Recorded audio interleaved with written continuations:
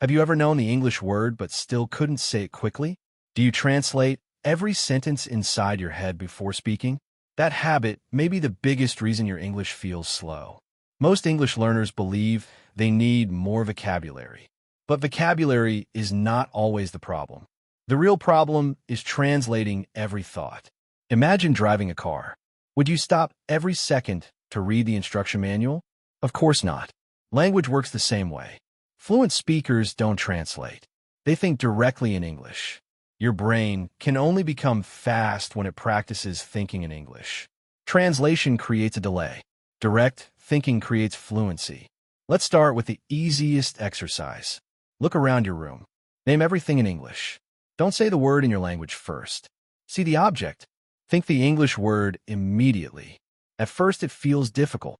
That's completely normal. Your brain is building new language pathways.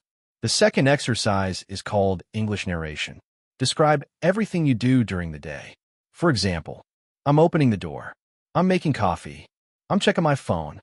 These simple sentences train your brain to think directly. No translation required. The third exercise is visualization. Imagine situations entirely in English. Picture yourself ordering food. Think, can I have a burger, please? Not the sentence in your language first. Your goal is not perfect grammar. Your goal is faster thinking. Children learn language naturally.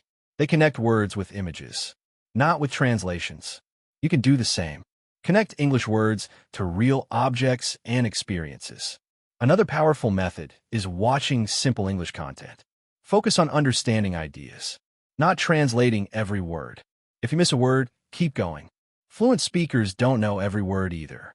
The biggest mistake learners make is fearing mistakes. Mistakes are proof that learning is happening.